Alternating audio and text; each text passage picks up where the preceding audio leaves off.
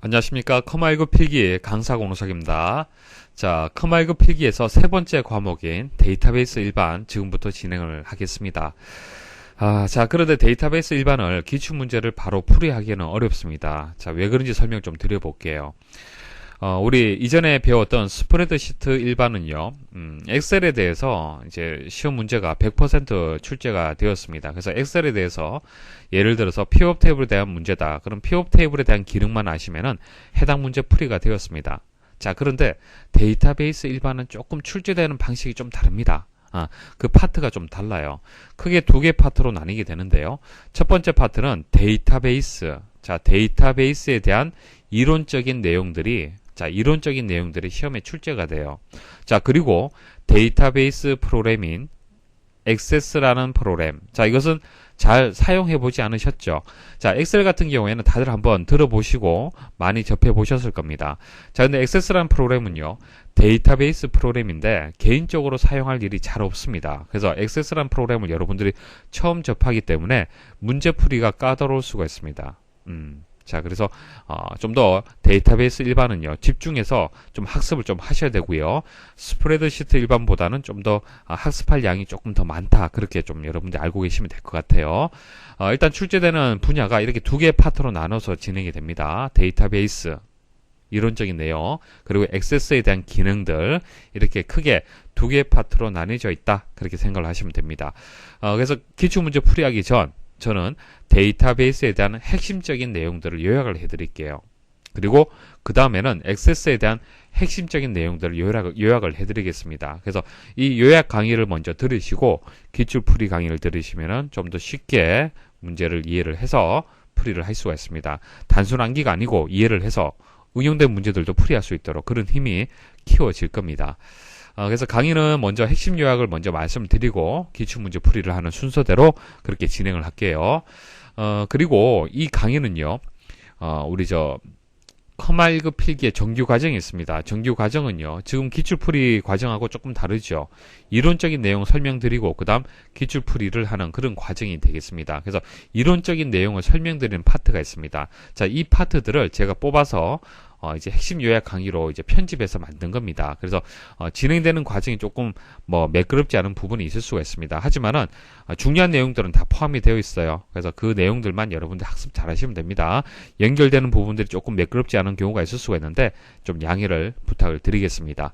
자, 그래서 지금부터는 이제 핵심 요약을 진행을 하는데 이번 시간에는 데이터베이스에 대한 이론적인 내용들을 정리를 해드리겠습니다. 자, 이번 시간 목차 말씀드리겠습니다. 자, 먼저 데이터베이스가 무엇인지, 자, 정의에 대해서 설명을 드리겠습니다. 그리고 데이터베이스 관리 시스템이라고 있는데요. 자, 쉽게 말씀드리면은 액세스를 생각하시면 됩니다. 앞으로 배우게 될 액세스. 자, 액세스가 데이터베이스 프로그램인데요. 데이터베이스 프로그램을 데이터베이스 관리 시스템이다. 그렇게 얘기를 하는 겁니다. 그래서 액세스를 설명드리기 전에 데이터베이스 관리 시스템의 전체적인 개념을 설명을 드리겠습니다. 그리고 데이터베이스를 제대로 이용하려면 데이터베이스 언어를 알고 있어야 됩니다. 설명드리고요. 그리고 데이터베이스를 이제 구축을 하고 데이터베이스를 이용을 하려면은 설계 단계가 필요해요. 데이터베이스 설계. 자, 설계 도면이 있어야만 건물을 지을 수가 있잖아요. 그죠? 데이터베이스를 구축을 할 수가 있습니다. 그래서 데이터베이스를 설계하는 과정 설명을 드리도록 하겠습니다. 그리고 데이터베이스를 좀 쉽게 설계하기 위해서 제공하는 그 도구들이 있습니다. 하나의 틀이라고 보시면 되는데요. 자, 설계할 때 이렇게 설계하면 됩니다라는 약속이 있습니다. 그 약속 중에서 ER 모델을 주로 많이 이용을 하고 있습니다. 자, 데이터베이스 정의 먼저 말씀을 드리겠습니다. 자, 엑셀 프로그램 무엇이냐? 스프레드시트 일반을 이제 수강을 하셨으면은 엑셀 프로그램 무엇이냐라고 물었을 때 답을 낼 수 있어야 됩니다. 자, 기본적으로 워드 프로세서의 기능을 가지고 있고요. 그리고 계산한다든지 분석한다든지 요약하는 기능, 픽업 테이블이라든지 부분 합을 구한다든지 이런 여러 가지 도구를 제공하고 있죠. 그래서 이런 이제 분석할 수 있는 여러 가지 이제 기능들이 있고요. 그리고 시각적으로 좀 더 직관적으로 볼 수 있도록 차트 기능도 제공하는 프로그램이 엑셀 프로그램이 되겠습니다. 자, 그럼 액세스 프로그램이 무엇이냐? 액세스 프로그램은 데이터베이스를 관리하는 프로그램이에요. 데이터베이스를 관리하는 프로그램. 자, 데이터베이스라는 것은 데이터를 모아둔 것을 데이터베이스라고 얘기를 하는 겁니다. 그래서 데이터를 좀 더 효과적으로 관리하기 위한 프로그램이 이제 액세스 프로그램이 되는 겁니다. 자, 데이터를 잘 관리하고, 자, 관리한다는 것은 뭐 수정할 수도 있고요. 데이터를 삽입할 수도 있고요. 삭제할 수도 있고, 검색할 수도 있겠죠. 자, 여러분들이 기사포스트 사이트에 들어와서 회원가입을 한다라면은 데이터가 이제 삽입된다고 생각을 하시면 됩니다. 기존의 데이터베이스 회원 DB에서 여러분들의 정보가 삽입이 되는 거고요. 여러분들 주소가 바뀐다라면 수정할 수도 있겠죠. 그리고 여러분들의 정보를 검색할 수도 있습니다. 그리고 여러분들 탈퇴를 하시면은 또 삭제가 되죠. 자, 이렇게 데이터를 관리를 할 수가 있고요. 그리고 원하는 형식으로 보고서 형태로 해서 만들 수 있도록 도와주는 프로그램이 액세스 프로그램이 되겠습니다. 자, 일단 데이터를 관리한다는 의미는 아시겠죠? 자, 그리고 보고서라는 것은 이런 겁니다. 데이터가 이렇게 그냥 쭉 이래 있습니다. 그럼 이 데이터를 만일 여러분들이 상급자에게 보고를 한다. 상급자에게 보고를 하기 위해서 이 데이터를 좀 보기 좋게 정리하고 싶어요. 자, 그 정리하는 것을 대신해 준다는 얘기입니다. 액세스에서 보고서 형식 여러 가지를 또 지원하고 있습니다. 자, 그래서 뭐 데이터베이스 정의는요, 특정 조직이 업무 수행에 필요한 관련성 있는 자료들의 집합체를 데이터베이스라고 얘기를 하는 겁니다.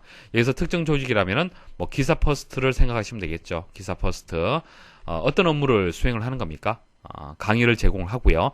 여러분들이 자격증 취득에 필요한 정보들을 제공하는 그런 업무를 수행을 하는 겁니다. 자, 이런 업무를 수행하기 위한 관련성 있는 자료들을 저희들은 데이터베이스에 모아 두었습니다. 자, 그게 데이터베이스의 정의가 되겠습니다. 자, 그러면은 현재 기업 그리고 개인이 데이터베이스를 많이 이용을 하는데요. 자, 데이터베이스를 왜 이용을 하는지 설명을 드릴 겁니다. 그래서 뭐 데이터베이스의 도입 배경을 말씀을 드리면요, 자연스럽게 여러분들이 개념을 잡을 수가 있습니다. 자, 예전에는 데이터베이스를 이용하지 않았습니다. 파일 시스템을 이용을 했었습니다. 파일 시스템. 자, 데이터베이스를 이용하지 않고요, 파일 시스템을 이용을 했었어요. 자, 한 회사를 예를 들어서 한번 설명을 드려보겠습니다. 회사 내에 프로그램이 여러 가지가 있습니다. 사용하는 프로그램이 여러 가지가 있는데요. 자, 인사 관련된 프로그램, 그리고 급여, 자재, 마케팅, 이런 여러 가지 프로그램들을 이제 운영을 하고 있습니다. 사용을 하고 있습니다. 자, 그럼 각각의 프로그램에 종속되어 있는 파일들이 또 있겠죠. 자, 이렇게 해서 여러 개의 파일들이 각각의 프로그램에 종속되어 있습니다. 그러니까 프로그램이 서로 다르죠. 이거는 엑셀이라고 보시고, 자, 이것은 아리아 한글이라고 보시고, 자, 이것은 포토샵이라고 보시면 돼요. 프로그램 자체가 다르잖아요. 그렇죠? 서로 호환이 안 됩니다. 그래서 인사관리 프로그램에서는 인사관리 프로그램과 관련된 파일들이 별도로 있고, 급여도 마찬가지고요. 각각의 파일들이 어떻게 된다? 서로 이제 분리가 되는 거예요. 나뉘어져 있다는 얘기입니다. 서로 이제 이렇게 통합되어서 관리되는 것이 아니고요. 이제 호환이 안 되는 겁니다. 자, 그렇게 생각하시면 돼요. 자, 그랬을 때의 문제점 한번 생각을 해보십시오. 어떤 문제가 있을까요?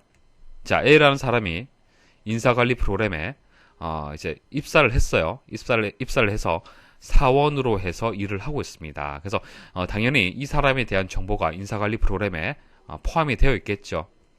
자, 그리고 급여에도 마찬가지입니다. A라는 사람에 대한 정보가 여기 저장이 되어 있을 겁니다. 맞습니까? 자, 이런 식으로 A라는 사람에 대한 정보가 인사관리 프로그램에도 있어야 되고요. 급여관리 프로그램에도 중복해서 있어야 됩니다. 자, 이런 중복성, 데이터의 중복성은 데이터의 무결성을 위배할 가능성이 상당히 높게 만드는 원인이 됩니다. 자, 데이터 무결성이 뭐냐면요, 결점이 없는 상태가 되지 않도록 한다는 얘기예요. 자, 보세요. 자, A라는 사람이 계속 근무를 하다가 사원에서 과장으로 진급을 했다. 예를 들어서, 자, 과장으로 진급을 했다. 그럼 어떻게 되겠습니까?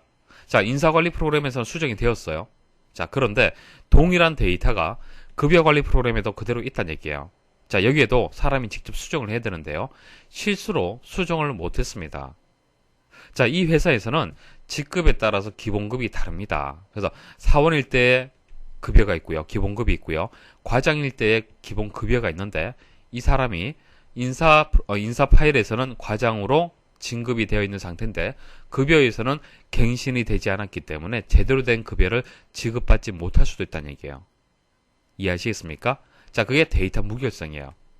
데이터가 정확하지 않다는 얘기입니다. 그 문제점이 발생할 가능성이 높다는 얘기예요. 어떤 시스템? 파일 시스템에서는. 아시겠습니까? 그래서 데이터가 종속이 되고, 자, 이렇게 서로 종속이 되잖아요. 그죠? 각각의 프로그램들이 파일들이 종속되어 있습니다. 이런 종속성이라든지 데이터 중복성은요, 데이터의 무결성을 위배할 가능성이 높도록 만드는 원인이 되는 겁니다. 그래서 파일 시스템은 개인적으로 이용을 할 때는 문제가 없지만은 기업에서 사용하기에는 부적절합니다. 자, 이런 문제점이 발생할 수 있기 때문에 그래요. 자, 여러분들이 윈도우즈 XP를 이용해서 여러 가지 프로그램들, 그리고 각각의 프로그램에 그 종속되어 있는 파일들을 여러 개를 여러분들이 관리하고 있습니다. 그래서 개인용으로는 파일 시스템을 이용할 수가 있어요. 이용해도 괜찮습니다. 크게 문제될 게 없기 때문에. 그렇지만은 기업에서는 이런 파일 시스템의 문제점 때문에 데이터베이스를 이용을 하는 겁니다. 그래서 결론은요, 데이터베이스를 이용하는 가장 큰 이유, 이것을 알고 계셔야 돼요. 왜 데이터베이스를 이용을 하느냐?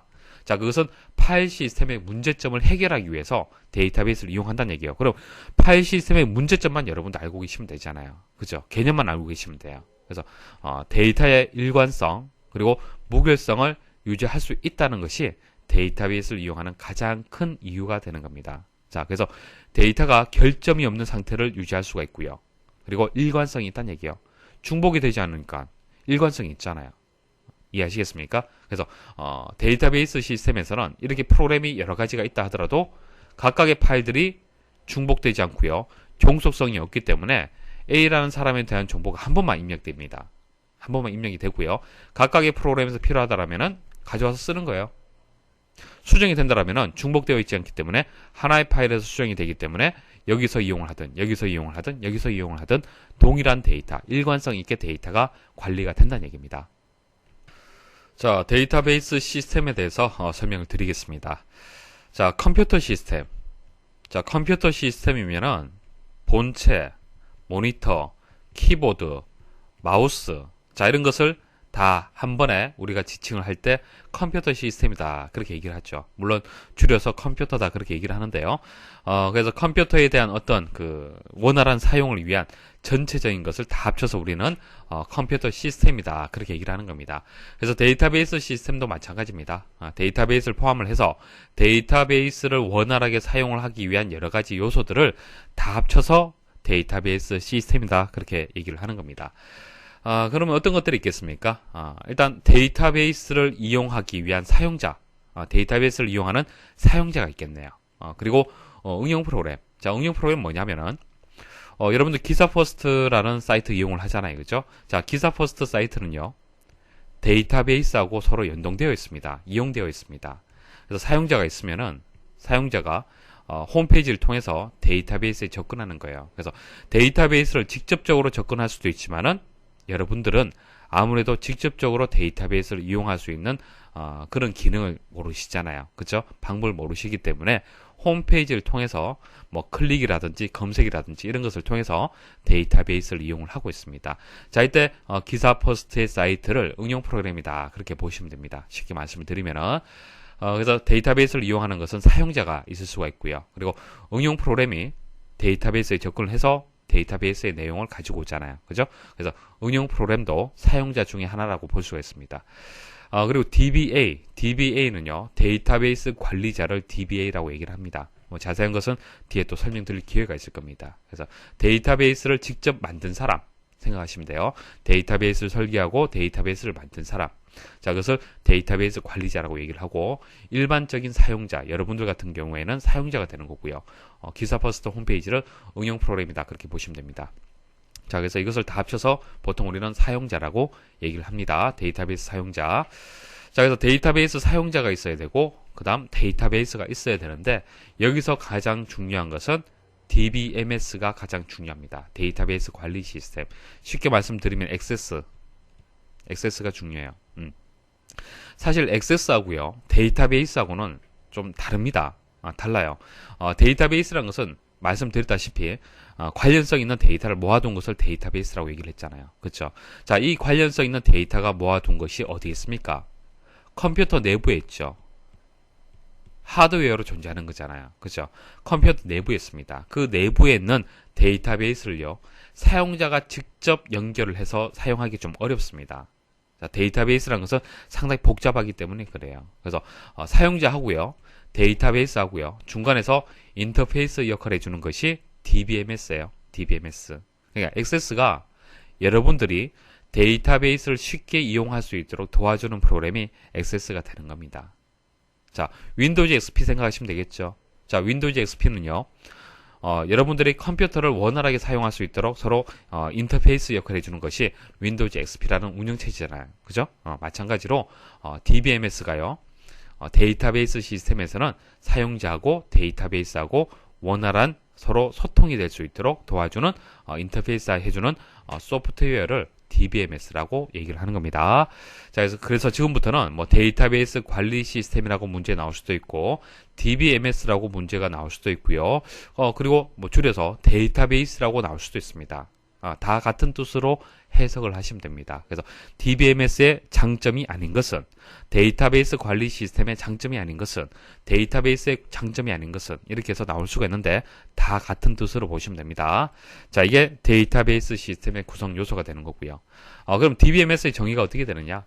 사용자고 데이터베이스 사이에서 사용자의 요구에 따라 DB를 생성해주고 관리해주는 소프트웨어다. 자, 개념 아시겠죠?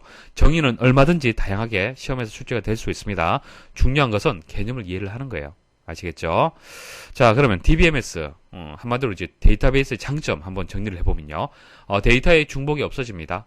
파일 시스템의 문제점 생각하시면 되겠죠. 자, 그리고 공동으로 자료를 이용할 수 있습니다.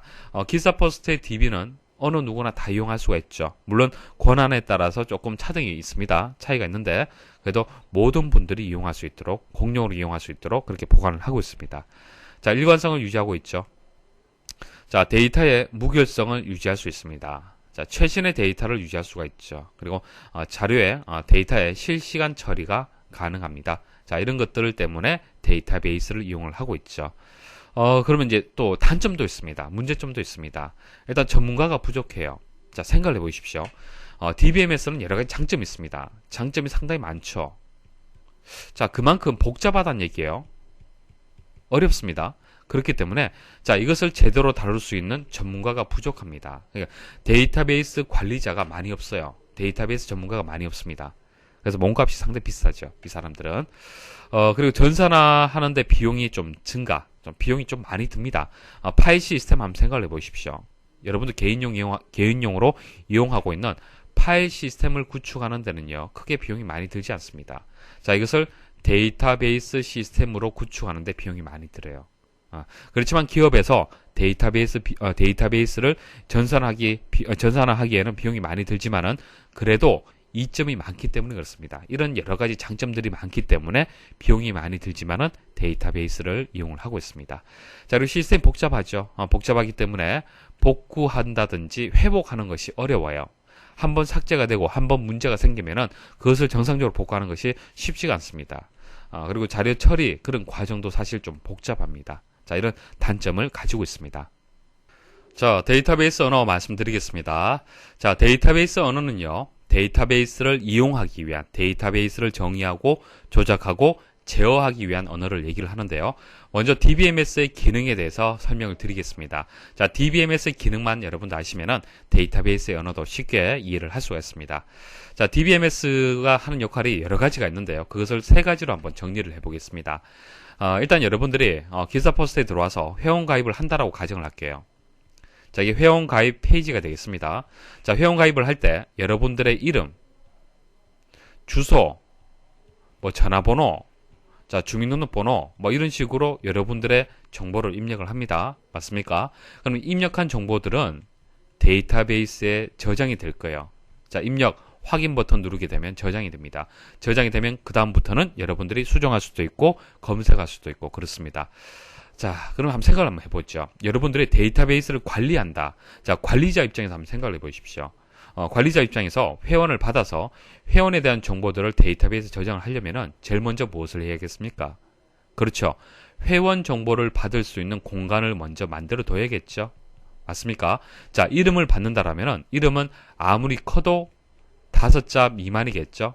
그래서 5자 미만을 이름으로 받는다. 그리고 이것은 숫자형이 아니고 문자형이다. 이런 식으로.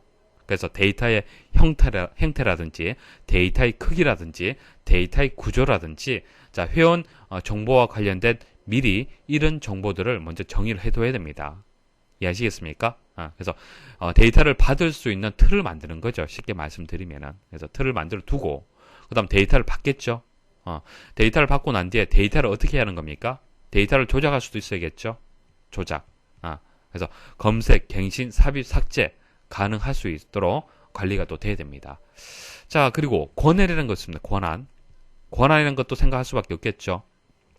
그냥 회원 가입하게 되면 방문자 권한을 가지고 있죠.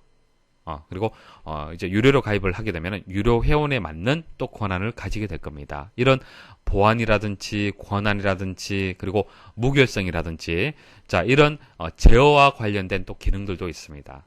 그래서 크게 이제 DBMS의 기능은요.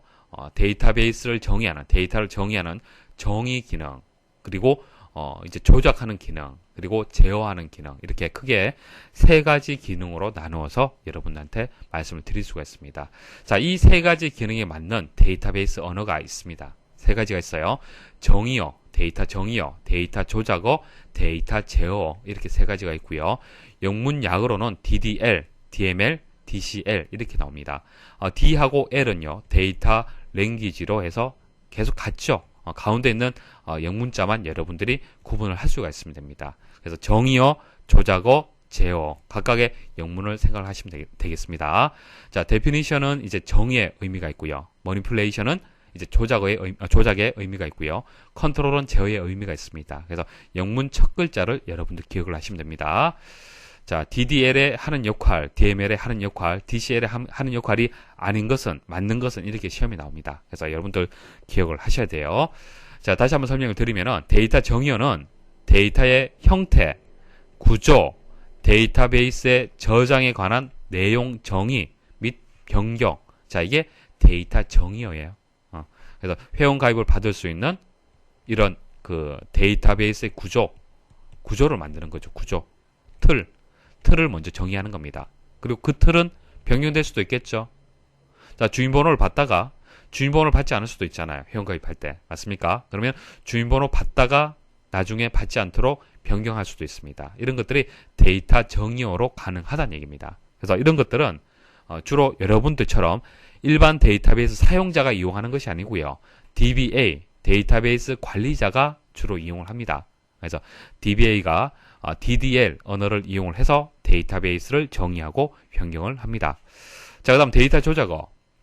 자, 사용자의 요구에 따라서 검색, 갱신, 삽입, 삭제. 그러니까 실제 데이터, 정의어는 틀을 만드는 거고요. 데이터베이스에 틀을 만드는 거고요. 그 틀에다가 데이터를 저장하는 것은 누가 하는 겁니까? 여러분들 하는 거죠. 쉽게 말씀드리면, 그죠? 여러분들이 그 회원 가입을 하게 되면 여러분들의 정보가 저장이 되는 겁니다. 그래서 검색하고 갱신, 삽입, 삭제는요, 보통 사용자가 하는 기능이 되겠습니다. 게시판에 글도 여러분들 검색하잖아요. 그죠? 그게 데이터 조작어를 이용하는 겁니다. 사실. 여러분들이 직접적으로 데이터 조작어를 이용하는 것은 아니지만은 데이터 조작어를 간접적으로 여러분들이 이용을 해서 검색을 하는 거예요. 그리고 데이터 제어. 데이터 제어라는 것은 데이터베이스가 원활하게 관리가 될 수 있도록, 이용이 될 수 있도록 정확성이라든지 안정성을 유지하는 기능들을 얘기를 하는 겁니다. 그래서 무결성, 보안, 권한, 병행, 수행, 제어, 회복. 자, 이런 좀 생소하지만은 이런 것들과 관련된 것이 데이터 제어가 되겠습니다. 그리고 DBA, 당연하죠. 사용자가 이런 것을 해서는 안 되겠죠. 권한을 사용자가 마음대로 바꿔서는 안 되잖아요. 그렇죠? 그래서 DBA가 주로 수행하는 언어가 되겠습니다. 자, 관계형 데이터베이스. 우리 저 데이터 모델링 과정에서요. 논리적인 데이터베이스 모델링 과정이 있었습니다. 3개의 모델이 있었죠. 자, 관계형 있었고요.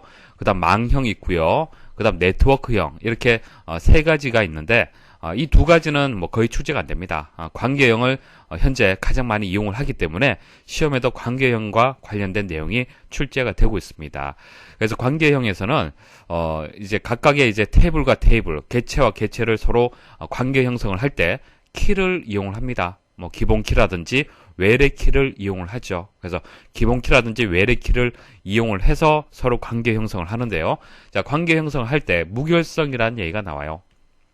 참조 무결성이라든지 개체 무결성이라든지, 자, 무결성에 대해서 또 얘기가 나옵니다. 그래서 관계형 데이터베이스에서 관계를 설명하기 위해서 키를 설명을 드려야 되고요. 키를 설명을 드리려고 하면 또 무결성도 같이 설명드릴 수밖에 없습니다. 그래서 이번 시간에 전체적인 내용은요, 관계형 데이터베이스에 대해서 말씀을 드릴 겁니다. 자, 우리 이전 시간에 배웠던 내용 간단하게 한번 정리를 좀 해볼게요. 자, 이전 시간에 데이터베이스의 기본적인 개념 말씀을 드렸었죠. 데이터를 모아둔 것이다, 그렇게 말씀을 드렸습니다. 그리고 DBMS에 대해서 말씀을 드렸었죠. 데이터베이스 관리 시스템. 데이터베이스 시스템하고 파일 시스템의 차이점을 말씀을 드리면서 장점하고 단점을 정리를 했었습니다. 장점이라는 것은 일관성하고 무결성을 유지할 수 있다는 것이 가장 큰 장점이었죠. 단점을 말씀을 드리면은 복잡하고 비용이 많이 든다, 그렇게 말씀을 드렸습니다. 그래서 기업에서 복잡하고 비용이 많이 들지만은 그래도 일관성이라든지 무결성을 유지를 할 수가 있기 때문에 데이터베이스 관리 시스템을 이용을 하고 있습니다. 그래서 파일 시스템하고 제가 비교를 해서 설명을 드렸습니다. 그리고 이제 액세스가 이제 데이터베이스 관리 시스템이 되는 겁니다. 자, 데이터베이스 언어 크게 세 가지가 있었죠. DDL, DML, DCL, 정의어, 조작어, 제어, 이렇게 세 가지가 있었습니다. 여러분들이 데이터베이스를 이제 구축을 한다, 설계한다라고 가정을 했을 때 생각을 해보시면 될 겁니다. 일단 데이터베이스의 틀을 만들어 둬야겠죠. 형태를 먼저 정의하고 변경할 수 있는 그런 이제 언어가 필요합니다. 그게 데이터베이스 정의어가 되는 거죠. 자, 이것은 데이터베이스 관리자가 필요한 그런 이제 언어가 되겠습니다. 자, 그래서 뭐 데이터베이스를 이제 입력할 수 있는 이제 틀이 만들어졌다, 형태가 만들어지면요, 여러분들 사용자가 회원 가입도 하고요, 회원 가입한 내용을 수정도 하고요, 그래서 검색, 갱신, 삽입, 삭제 이런 작업을 할 수가 있죠. 자, 이것을 조작어라고 얘기를 합니다. 조작어. 여러분들이 쉽게 사용할 수 있는 데이터베이스 언어가 되겠습니다. 자, 데이터 제어는 이것도 DBA, 데이터베이스 관리자가 주로 사용을 하는 거죠. 무결성을 유지하고 보안이라든지 권한이라든지, 자, 이런 것들은 일반 사용자가 사용할 수 있는 언어가 아니죠. 데이터베이스 관리자가 사용하는 언어가 되겠습니다. 자, 크게 이렇게 세 가지 종류가 있었고요. 그리고 데이터베이스 설계에 대해서 설명을 드렸었죠. 처음에는 이제 요구 조건을 먼저 분석을 하고요. 자, 개념적 설계, 논리적 설계, 물리적 설계, 그 다음 구현 단계가 되겠습니다. 그래서 개념적 설계 단계에서는 ER 모델에 대해서 말씀을 드렸었죠.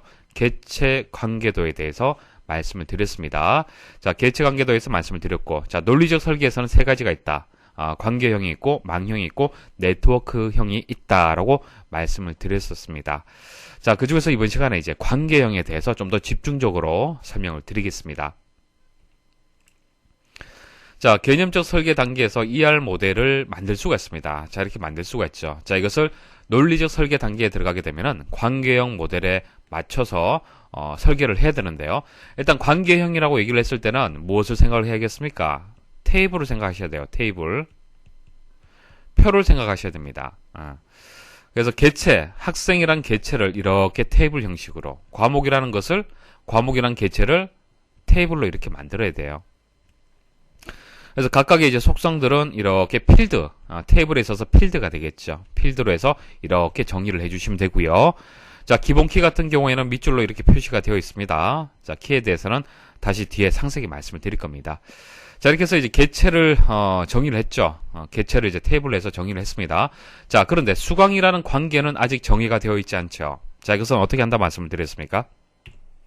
자, 그렇죠. 이런 식으로 서로 연결고리를 만들어 주는 겁니다. 그래서 학생 테이블에서 학번, 자, 이 기본 키를 과목 테이블에다가 동일하게 하나 만들어줘요. 자, 이것은 기본 키가 되고 이것은 외래 키다, 그렇게 말씀을 드렸습니다. 그래서 외래 키를 통해서 서로 참조를 시켜주는 거죠. 자, 자세한 것은 뒤에서 또 설명을 드릴 겁니다. 자, 이런 식으로 ER 모델을요, 관계형 모델로 이렇게 만들어 둡니다. 자, 테이블 형식으로 해서 만들어 주는데요. 자, 구조는 이제 테이블 형식으로 만드는 거고요. 관계 표현은요, 기본 키라든지 외래 키를 이용해서 관계를 표현합니다. 1대1이 있고요, 1대 다가 있고요, 다대다가 있습니다. 자, 기본적인 개념 말씀을 드렸었죠. 자, 대표적인 언어가 이제 SQL. 자, 앞으로 계속 배우게 될 겁니다. 자, 가장 많이 사용되는 데이터 모델이다. 자, 이 정도 특징만 여러분들 기억하시면 되겠습니다. 자, 그리고 두 개 이제 테이블이 있을 때, 두 개의 객체가 있을 때, 자, 왼쪽에 있는 것을 상위 테이블, 오른쪽에 있는 것을 하위 테이블이라고 얘기를 합니다. 그러니까 하위 테이블에서는 상위 테이블을 어떻게 합니까? 참조한다. 이렇게 얘기합니다. 참조한다. 왜냐하면은 상위 테이블에 있는 기본 키가 하위 테이블의 외래 키로 그대로 전이가 되었죠. 자, 그것은 상위 테이블을 참조한다. 그렇게 얘기를 합니다. 자, 광의형 데이터베이스의 테이블 구조 좀 설명을 드리겠습니다. 자, 테이블이다 말씀을 드렸었죠. 다른 말로 이제 릴레이션, 뭐 객체, 엔티티 그렇게 얘기를 합니다. 하지만은 우리 앞으로 이제 엑세스에서는 테이블이라고 얘기를 합니다. 자, 용어를 테이블로 그렇게 이제 엑세스에서는 사용을 하고요. 자, 그다음 각각의 이제 속성들이 있는데요. 엑세스에서는 이제 필드라고 용어로 사용을 하고 있습니다. 자, 그리고 가로에 이제 이 값들, 자, 이 값들은 이제 튜플이다. 자, 광의형 데이터베이스에서는 튜플이다. 그렇게 얘기를 하는데요. 엑세스에서는 레코드라고 얘기를 합니다. 그래서, 자, 필드, 레코드, 테이블, 자, 이런 용어들, 여러분들 꼭 기억을 좀 하셔야 됩니다. 자, 그 다음 튜플이란 것은, 자, 행을 뜻하는 거죠. 그래서, t를 생각하시면 돼요. t. 자, 용어가 잘 기억이 나지 않을 때, t 생각하시면 됩니다. 자, 가로로 먼저 행을 먼저 그려주는 거죠. t를 그릴 때 튜플 하게 되면은 가로 레코드다. 자, 행이다. 자, 그렇게 기억을 하시면 됩니다. 자, 각각의 용어들 아시겠죠? 그리고 밑줄로 표시되어 있는 학번 같은 경우에는 이제 기본 키, 뭐 주키, 주식별자, 프라이머리 키, 뭐 이런 식으로 다양하게 불러지는데요. 주로 이제 우리는 기본 키라고 그렇게 이제 그 용어를 사용을 하고 있습니다. 자, 그 다음 기타 용어들 말씀을 드릴게요. 자, 도메인이라는 용어가 있습니다. 도메인. 자, 도메인은요, 한 속성에 나타날 수 있는 값들의 범위, 값들의 집합을 도메인이다. 그렇게 얘기를 하는데요. 자, 보세요. 성별 필드 있죠. 성별 필드에서, 자, 성별에서 가질 수 있는 값의 범위 어떻게 됩니까? 자, 남 아니면 여죠. 맞습니까? 자, 이게 도메인이라는 얘기예요. 도메인.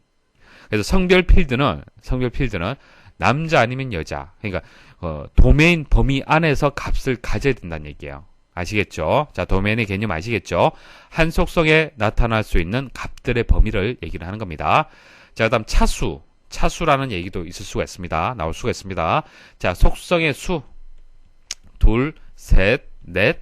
여기서는, 학생 테이블에서는 차수가 이제 4가 되는 거죠. 속성의 수가 이제 4가 되는 겁니다. 자, 이때, 차수를 이제 디그리라고 얘기를 하는데, D를 생각하시면 됩니다. D. 자, 위에서 아래로 열이잖아요. 그죠? 열의 개수를 차수라고 얘기를 합니다. 자, 카디널리티는 이제 튜플의 수를 얘기합니다. 튜플의 수. 하나, 둘, 셋, 세 개죠. 카디널리티의 키역 생각하십시오. 키역. 됐죠? 자, 그 다음, 널이라는 용어가 또 계속 나옵니다. 널. 자, 널이란 것은 해당 없음. 자, 정보 부재. 자, 이런 의미가 있습니다. 그런데 이제 공백이라든지 0을 뜻하는 것이 아닙니다. 공백이라든지 0. 자, 그런 값이 아니고요. 널이라는 것은 해당 없음, 정보가 없다 그런 뜻입니다. 그러니까 여러분들이 성별에다가 값을 입력을 하잖아요. 여기에다가 공백을 입력을 하거나 자, 그다음 0이라고 입력을 했다. 자, 이것은 하나의 값을 가지는 겁니다. 자, 이것도 저장 공간을 차지합니다. 하지만은 이렇게 입력하는 것이 아니고요. 아예 비워두는 겁니다. 아무 데이터가 입력되지 않는 거예요. 자, 이것을 우리는 널이다 그렇게 얘기를 합니다. 자, 그래서 뭐 테이블의 특징 한번 정리를 해보겠습니다. 자, 한 테이블에 정의된 튜플들은 모두 다르다. 자, 보세요. 튜플들 A001, A002, A003 자, 다 다를 수밖에 없죠.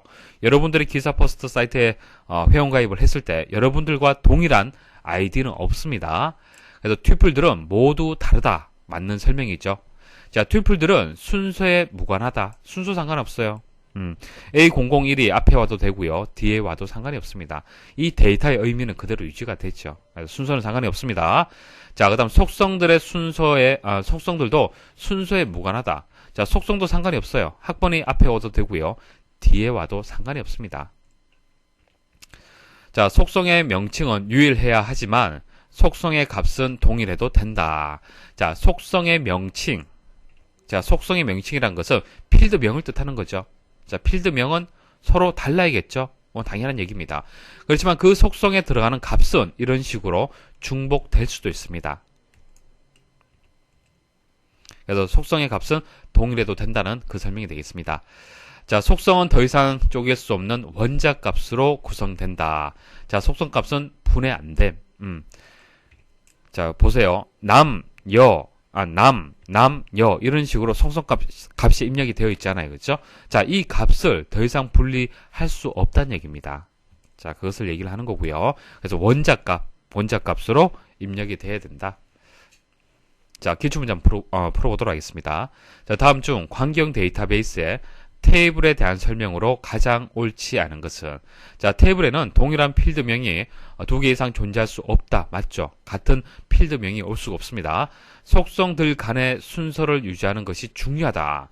자, 속성의 그 위치가 앞에 있어도 되고요. 뒤로 와도 상관이 없다. 그렇게 말씀을 드렸었죠. 그래서 2번이 정답이 되겠습니다. 도메인을 벗어나는 값을 가진 튜플이 존재해서는 안 된다. 값은요, 도메인을 벗어나서는 안 돼요. 남자 아니면 여자 이런 식으로 입력이 돼야 되는 거지 다른 값이 입력돼서는 안 되겠죠. 성별이라는 속성에서. 자, 레코드 간의 순서는 의미가 없다. 레코드의 순서, 튜플의 순서를 얘기하는 거죠. 튜플의 순서 앞에 와도 되고 뒤에 와도 되고 상관이 없습니다. 자, 키에 대해서 말씀을 드릴게요. 자, 키는 슈퍼키, 후보키, 기본키, 대체키, 외래키가 있는데요. 중요한 것은 기본키하고 외래키가 중요합니다. 자, 주로 기본키와 외래키에 대해서 시험에 출제가 돼요. 자, 쉽게 제가 설명 좀 드려볼게요. 자, 오른쪽에 보시면요. 회원 테이블이 있습니다. 자, 회원 테이블이 있는데요. 자, 회원 테이블에서 이렇게 레코드 값이 있잖아요. 그죠? 레코드 값이 있는데요. 레코드를 구별하기 위해서, 자, 속성을 알게 되면은, 필드를 알게 되면은 레코드를 구분할 수가 있죠. 쉽게 학번이라는 필드를 알게 되면은 어때요? 서로 구분할 수가 있잖아요. 그죠? 그리고 뭐 아이디라든지, 그리고 주민등록번호라든지, 자, 이런 필드를 알게 되면은, 이런 속성들을 알게 되면은 서로 튜플들, 그러니까 레코드를 구분할 수가 있는 거죠. 맞습니까? 그래서 키라는 것은 각각의 튜플들을 이제 구분할 수 있는 속성들을 이제 키라고 얘기를 하는데요. 여기서 이제 슈퍼키가 뭐냐면요. 한 릴레이션, 자, 한 테이블 내에 있는 속성들의 집합. 자, 속성은 필드라고 보셔도 되고, 릴레이션은 테이블이라고 보시면 됩니다. 자, 속성들의 집합이다. 자, 집합으로 구성된 키를 말한다. 자, 무슨 얘기냐면은, 일단 키라는 것은 튜플들이 구분이 돼야 됩니다. 자, 서로 이제 구별이 돼야 되는데, 자, 어떤 것을 가지고 구별할 수가 있겠습니까? 학번, 이름, 주소, 주민번호. 자, 이거 알고 있으면은 구별할 수 있잖아요. 구별. 그죠? 다른 레코드하고 구별할 수 있잖아요. 마찬가지. 주민번호하고 전공. 자, 이것을 또 알게 되면은 다른 레코드하고 또 구별할 수 있습니다. 자, 이런 것들이 이제 슈퍼키가 되는 겁니다. 슈퍼키. 자, 구별할 수 있으면 돼요. 그래서 유일성. 자, 유일성이라는 것은 남과 다르다는 얘기죠. 남과 다르고 다른 그 값을 이제 유일성이다. 유일성을 가지고 있다. 그렇게 얘기를 하잖아요. 그죠? 그래서 요렇게 가지고 있으면은 다른 값들하고 다르게 유일성을 가질 수가 있고요. 이렇게 또 가지고 있으면은 가능합니다. 또 이렇게 가져도 되겠죠. 한마디로 학번이라든지 주민번호만 사실 포함이 된다라면은 어떤 속성의 집합이든지 다 슈퍼키가 될 수 있는 겁니다. 이해하시겠습니까? 중요한 것은 학번하고 주민번호잖아요. 이것은 유니크하잖아요. 그죠? 다른 속성의 이제 값들하고 서로 이제 중복되는 값을 가질 수가 없잖아요. 그래서 이런 속성을 포함하고 있는 속성들의 집합을 우리 슈퍼키다 그렇게 얘기를 하고요. 자, 후보키는요. 슈퍼키 중에서 최소의 슈퍼키를 얘기를 하는 겁니다. 최소. 자, 튜플들을 레코드들을 구분을 하는데요. 속성 이런 식으로 여러 개를 합치는 것이 아니고요. 적은 최소의 속성의 집합으로 해서 구분할 수 있는 그 값들, 그 속성을 얘기를 하는 거예요. 자, 한마디로 학번, 주민번호, 학번 이 하나만으로 튜플들, 레코드들을 구분할 수가 있잖아요. 자, 주민번호 하나 있으면은 구별할 수 있잖아요. 맞습니까? 자, 이게 후보키가 되는 거예요. 그래서 슈퍼키의 특성을 가지고 있으면서 최소성을 만족하는 경우, 최소의 속성의 집합을 얘기를 하는 겁니다. 아시겠습니까? 슈퍼키는 범위가 상당히 넓잖아요. 자, 그 다음 기본키는요, 후보키 중에서 선택한 겁니다. 자, 후보키가 이렇게 있는데요. 이 중에서 내가 적당한 값을, 적당하게, 기본키를 하나 선택을 하는 겁니다. 그래서 주민번호는 좀 길기 때문에, 학번이 좀 짧기 때문에, 아무래도, 학번을 기본키로 정의하는 경우가 많습니다. 그래서 보통 기본키를 이용해서 우리가 이제 그 검색을 주로 많이 하죠.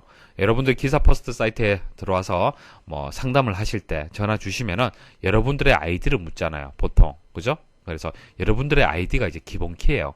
기사 퍼스트 회원 이제 데이터베이스에서 테이블에서 여러분들의 아이디가 기본키가 됩니다. 그래서 여러분들의 아이디를 묻는 거죠. 왜? 기본키의 특징을 가지고 있기 때문에 중복되지 않았기 때문에. 맞습니까?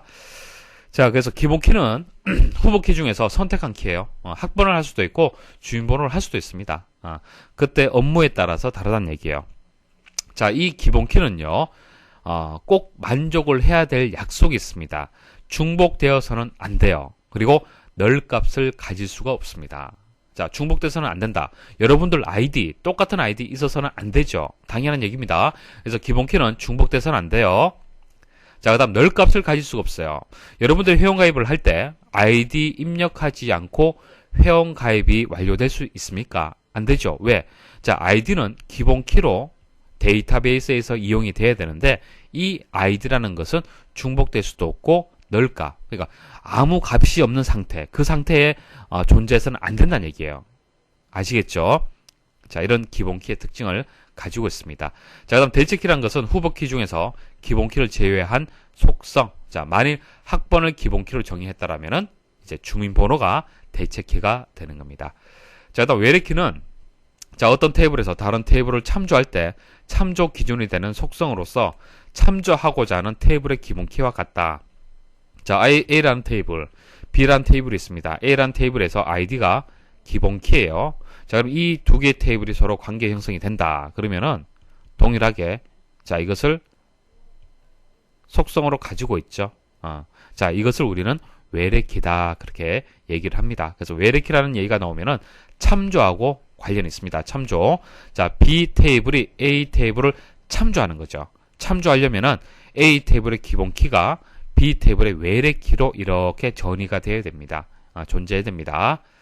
자, 그래서 그림을 통해서 말씀을 드리면은 후보키가 이제 바깥쪽 영역이 되는 거고요. 후보키 중에서 최소가 되는 것이 슈퍼키 중에서 최소가 되는 것이 후보키가 되는 거고, 후보키 중에서 선택한 키가 기본키가 되는 거고, 남은 것은 대체키가 되는 겁니다. 자, 무결성에 대해서 말씀을 드릴게요. 자, 제약 조건이라고 얘기를 하는데요. 광경 데이터베이스는요. 자, 일관성 그리고 무결성을 유지를 할 수 있습니다. 맞죠? 자, 데이터베이스를 사용하는 이유가 되는 겁니다. 자, 그러면은 일관성하고 무결성을 유지하려면은 어떤 제약 조건이 있어야 되는 거예요. 규칙이 있어야 됩니다. 규칙. 무조건적으로 데이터를 함부로 다루게 되면은 일관성이라든지 무결성을 유지할 수가 없어요. 그래서 규칙, 제약 조건을 정해뒀습니다. 자, 그 약속에 준해서 데이터를 관리를 해야 돼요. 데이터를 수정하고 삽입하고 삭제를 해야 되는 겁니다. 자, 그 규칙을 지금 이제 말씀을 드리는 겁니다.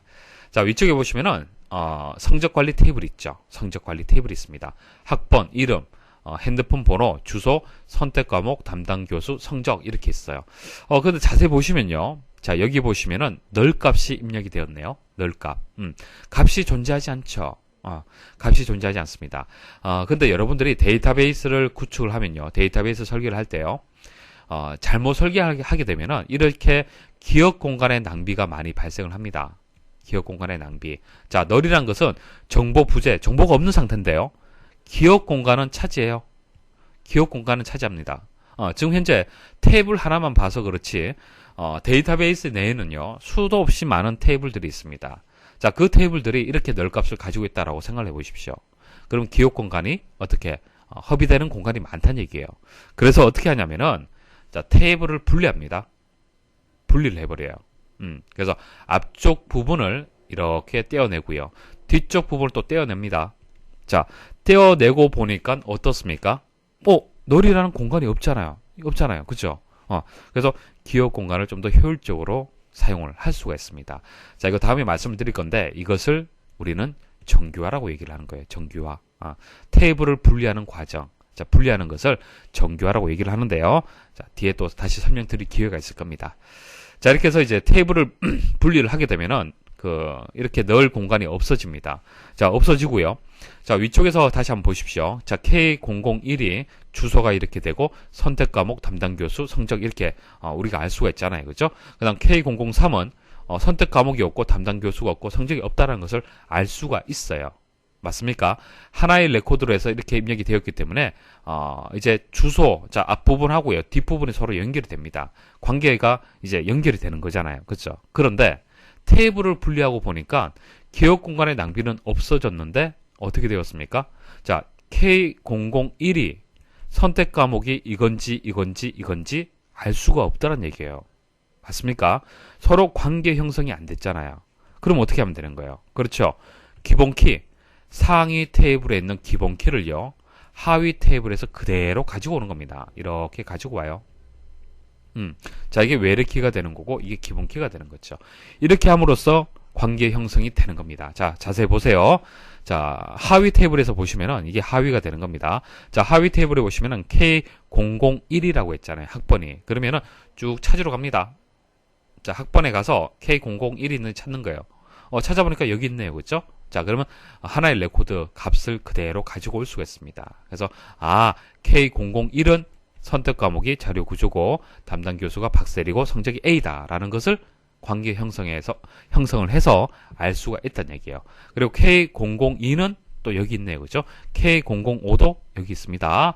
자, 이런 식으로 해서 이제 외래키를 이용해서 이렇게 서로 참조를 서로 할 수가 있어요. 관계 형성을 했습니다.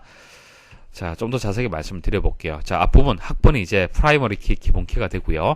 자, 뒤에 부분이 이제 포린 키, 외래 키가 되는 겁니다. 자, 관계 형성을 통한 상위 테이블에 프라이머리 키가 전이가 되었어요. 자, 이게 상위 테이블이 되고 하위 테이블이 되는 겁니다. 상위 테이블에 있는 기본 키가 하위 테이블로 전이가 되었습니다. 자, 그게 외래 키가 되는 거예요. 자, 이제 참조 이제 그 무결성 말씀드릴게요. 잘 보세요. 자, 참조 무결성이란 것은 외래키는 참조하는 필드 값들 중 하나와 일치하거나 널어야 된다. 자, 무슨 뜻이냐? 자세히 보세요. 자, 지금 제가 이거 설명드리는 이유가 왜 설명드리는 겁니까?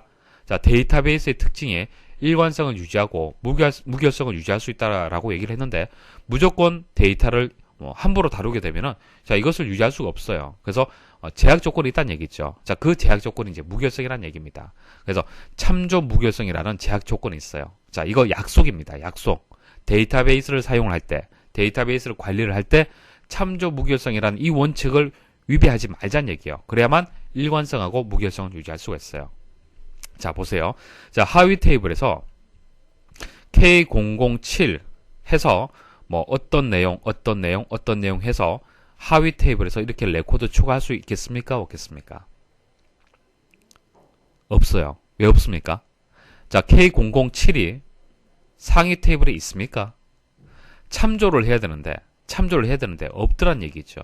한마디로 K001이라는 사람 자체가 없어요. 그 사람이 없습니다. 학번 자체가 없는데 어떻게 과목을 선택을 하고 담당 교수가 있고 성적이 있을 수가 있겠습니까? 이해하시겠습니까? 자, 이게 참조 무결성이에요. 참조 무결성. 그래서 외래키는 참조하는 필드 값들 중 하나와 일치해야 됩니다. 그러니까 K001, 2, 3, 4, 5 이 중에 있어야 돼요. 그래야만 참조할 수 있잖아요. 자, 혹은 널 값은 괜찮습니다. 널 값. 학번 자체가 아직 부여가 되지 않아서 비워두는 경우 있을 수 있습니다. 비워두고 나머지 값을 입력할 수는 있어요. 아시겠습니까? 그래서 이것은 상관이 없는데 만일 값이 존재하려면은 같아야 된다는 얘기예요. 자, 이게 참조 무결성의 원칙이 되는 겁니다. 자, 이것을 지켜야 되는 거예요. 자, 그다음 개체 무결성. 자, 개체라는 것은 뭡니까? 자, 이게 개체가 되는 거죠. 테이블. 이것도 하나고요. 이것도 개체가 되는 거고요. 자, 개체나 테이블이나 같은 뜻으로 보시면 됩니다. 그러니까 이거 하나에 있어서 약속이 되는 겁니다. 무결성. 자, 한 테이블의 기본키를 구성하는 어떠한 속성값도 널이거나 중복값을 가질 수 없다. 자, 이거 기본키 말씀드렸을 때 설명을 드렸었죠. 자, 기본키라는 것은 아이디입니다. 여러분들한테 아이디가 되는 거예요. 여기서는 학번이 되겠죠. 자, 학번은요, 널 값이 존재해서는 안 됩니다. 자, 외래키는 상관이 없어요. 외래키는 상관이 없어요. 자, 이 학번이라는 것이 기본키가 아니잖아요. 여기서는. 기본키인지 아닌지 모른다는 얘기입니다. 그래서 학번이 외래키, 외래키라는 것은 일반 속성의 특징을 그대로 가지고 있습니다. 그러니까 일반 속성이라는 것은 값을 가지지 않을 수도 있어요. 없을 수도 있습니다. 자, 그런데 기본키라는 것은 특수한 목적을 가지고 사용을 하기 때문에 어떤 그 조건이 있다는 얘기예요. 그러니까 널 값을 가져서는 안 된다는 얘기입니다. 그래서 여러분들 회원 가입을 할 때는 무조건적으로 아이디는 무조건적으로 입력을 해야 돼요. 그래서 널이 되어서는 안 되고, 그 다음 중복도 안 되죠. 여러분들 아이디 중복 체크하잖아요. 그쵸? 그래서 널이 되어서는 안 되고 중복값을 갈 수가 없습니다. 자, 여러분들 회원 가입을 할 때 아이디 생각하시면 이해가 쉬울 겁니다. 자, 그래서 개체 무결성이라고 얘기를 하는 거예요. 자, 참조 무결성하고 개체 무결성이 주로 나옵니다. 참조란 것은 개체가 이렇게 두 개 있을 때 참조란 얘기 나오죠. 관계란 얘기가 나오지 않습니까? 그래서 참조 무결성은요, 외래키하고 관련이 있습니다. 외래키. 자, 근데 개체 무결성은 테이블 한 개를 지금 얘기를 하는 거죠. 개체 무결성은. 그래서 테이블 한 개에서 지켜야 될 약속은요, 기본키하고 관련이 있습니다. 기본키. 그래서 한 테이블의 기본키를 구성하는 어떠한 속성값도 널이거나 중복값을 가질 수 없다. 자, 꼭 기억을 하셔야 됩니다. 참조 무결성, 개체 무결성. 자, 도메인 무결성은 각 속성값은 반드시 정의된 도메인에 속한 값이어야 된다. 자, 성적이 A에서 F까지 있다라고 도메인이 있잖아요. 그죠? 값의 범위가 있습니다. 그러면 A에서 F까지의 값만 넣어야 되는 거예요. 자, 이게 도메인 무결성이 되는 겁니다. 자, 여기서 뭐 시험에 잘 나오진 않는데요. 자, 이 두 개는 꼭 기억을 하셔야 됩니다. 자, 정규화하고 이제 인덱스를 이제 주로 말씀을 드릴 건데, 정규화를 설명을 드릴 때, 뭐 이상이라든지, 조인이라든지 같이 설명을 드릴 겁니다. 자, 어떤 내용인지 간단하게 말씀을 좀 드리면요. 자, 지금 회원에 관련된 이제 테이블이 하나 있습니다. 자, 테이블을 보시면요. 회원 번호가 기본키, 수강 과목도 기본키죠. 자, 기본키로 지금 정의가 되어 있습니다. 자, 그래서 K001, K001 이렇게 기본키가 중복이 된다. 자, 회원 번호만 봐서는 중복이 된다라고 볼 수 있지만은 수강 과목이라는 이제 필드까지 같이 이제 기본키로 정의가 되기 때문에 기본키 그룹이 되는 거죠. 그래서 같이 봐서 중복이 되는 경우는 안 되지만은 중복이 안 되는 경우에는 입력을 할 수 있습니다. 한마디로 회원 번호는 같지만은 수강 과목이 다르기 때문에 데이터 입력이 가능하다는 얘기예요. 중복되는 것이 아닙니다. 자, 그런데 문제는 없는 것 같은데요. 데이터가 이렇게 중복이 되어서 입력이 되었죠. 그러니까 기본키는 중복이 안 되지만은 나머지 필드의 값들이 계속 중복이 되어서 이렇게 입력이 되었습니다. 자, 이렇게 데이터가 중복이 되는 것은 여러 가지 문제점이 발생할 수 있다라고 말씀을 드린 적이 있죠. 그래서 이런 중복 때문에 발생하는 문제점을 이상이다, 그렇게 얘기합니다. 이상 현상. 자, 이렇게 중복이 될 경우에는 데이터를 삽입하고 삭제할 때, 뭐 갱신할 때 문제가 발생할 수밖에 없습니다. 그러니까 이상이라는 사람이 주소가 변경이 되었다. 그러면 이 데이터만 변경해서는 안 되겠죠. 자, 이 레코드의 값도 같이 변경을 해야 되는데 사람이 하다 보면은 실수할 수가 있고요. 그러다 보면은 데이터의 무결성이 깨질 수가 있습니다. 유지가 안 될 수가 있죠. 그래서 이런 중복되는 문제들은 데이터 관리에 있어서 앞으로 갱신한다든지 삽입 삭제했을 때 데이터의 불일치가 발생할 수 있다는 얘기입니다. 자, 그것을 우리는 이상이다, 그렇게 얘기를 하고요. 자, 이런 이상 현상 때문에 정규화라는 작업이 필요합니다. 테이블을 분리한다는 얘기죠. 자, 분리하게 되면 어떻게 될까요? 자, 분리하게 되면은 왼쪽에는 회원 정보에 대한 테이블, 오른쪽에는 수강 과목에 대한 테이블, 이런 식으로 분리를 해버리는 겁니다. 자, 분리하게 되면은 이 테이블에 데이터가 K001, K002, 자, 이 두 개의 데이터만 입력을 하면 돼요. 자, 입력하고요. 오른쪽에는 수강 과목을 넣어주고요. 자, 이 기본키를 여기서 외래키로 정의하게 되면은 관계 설정이 되잖아요. 그쵸? 관계 설정이 되면서, 이제 중복을, 방지를 할 수가 있습니다.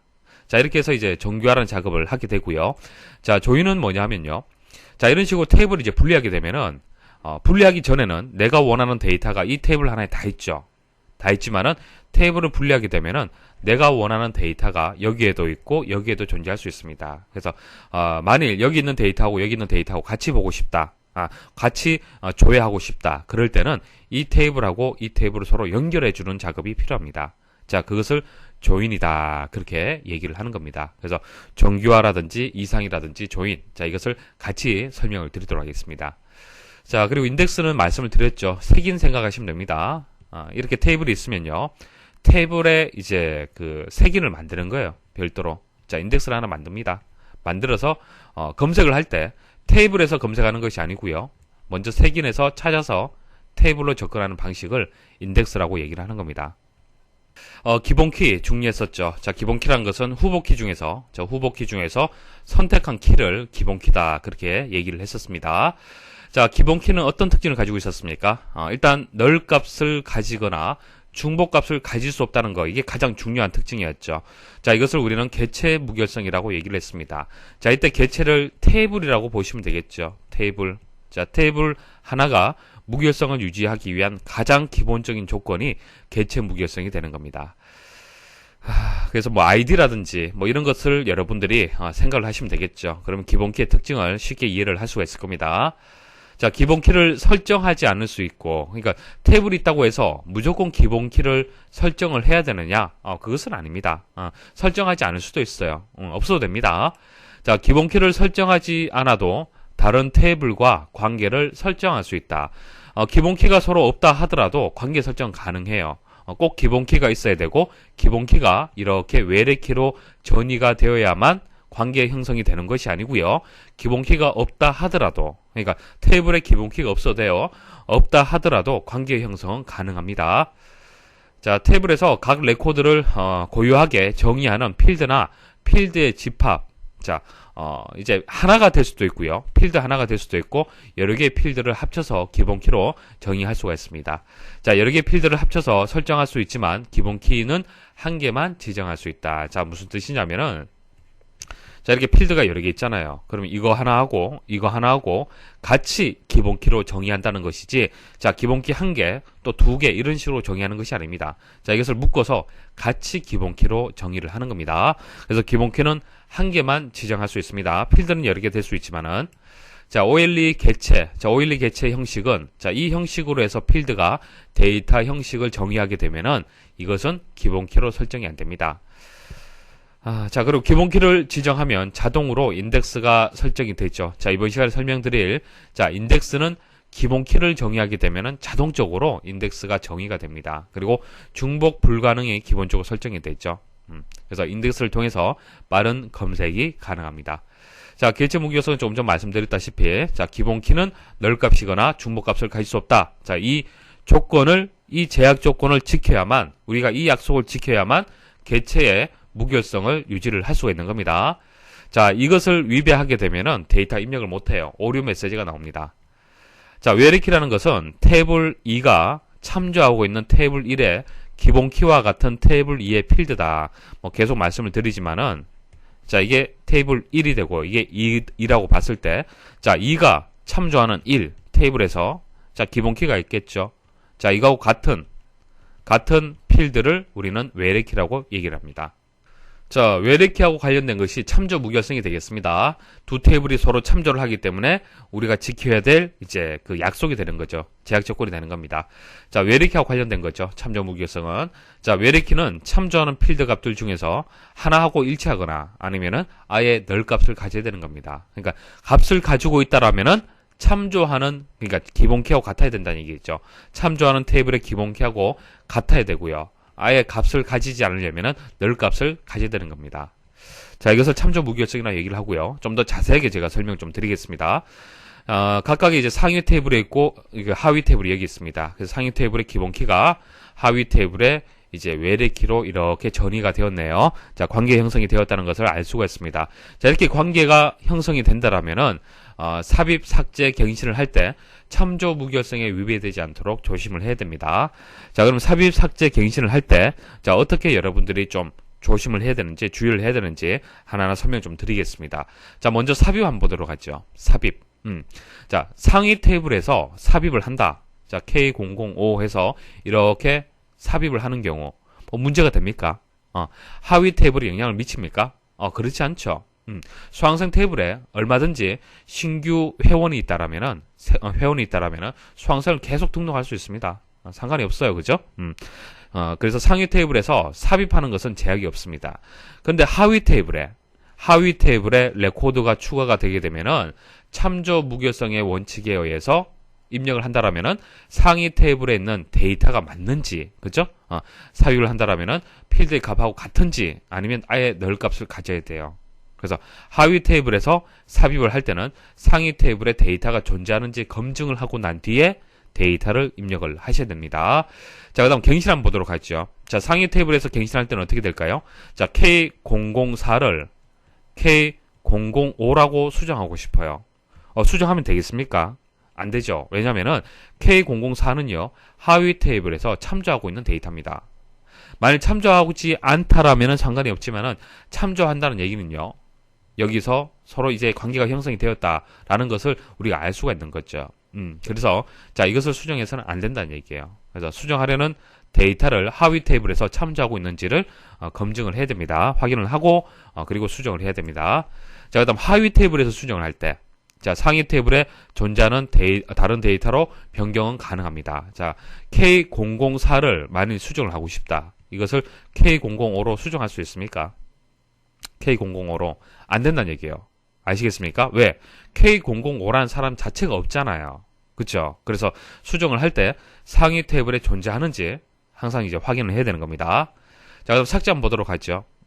삭제, 상위 테이블 삭제할 때 함부로 삭제할 수 있습니까? 자, 갱신도 마찬가지지만은 하위 테이블에서 참조하고 있는지를 검증을 해야 됩니다. 삭제할 때도. 자, 하위 테이블은 어떻습니까? 상관이 없죠? 하위 테이블은 지워도 상관이 없어요. 상위 테이블에 존재하든 안 하든 삭제를 할 수가 있죠. 그렇다고 해서 관계가, 그러니까 참조 무결성이 깨지지는 않습니다.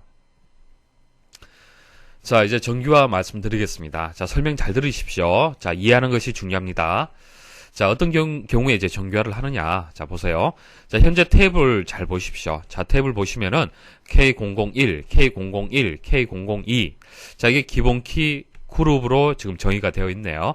회원 번호하고 수강 과목이 기본키 그룹으로 정의가 되어 있습니다. 그래서 자, 이것은 중복이 아니다. 그렇게 말씀을 드렸었죠. 여기 수강 과목이 다르기 때문에 기본키는 중복이 안 됩니다. 그래서 이렇게 데이터를 삽입을 할 수가 있어요. 자, 물론 이렇게 데이터를 삽입할 수 있는데, 자, 이렇게 테이블을 설계하면 안 돼요. 왜냐면은 이렇게 중복이 발생하기 때문에 그렇습니다. 그래서 데이터가 이렇게 중복이 발생을 하게 되면요, 이상의 문제가 발생을 합니다. 이상. 그러니까 삽입하고 삭제하고 갱신할 때 이상이 발생을 해요. 자, 설명을 드리겠습니다.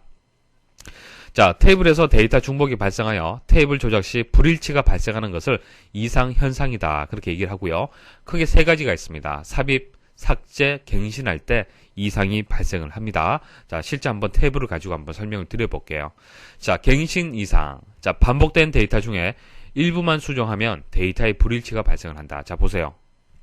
자, 이 데이터가 좀 중복이 발생을 하잖아요. 그쵸? 그래서 데이터가 중복이 발생을 하게 되면은 갱신 이상이 발생을 해요.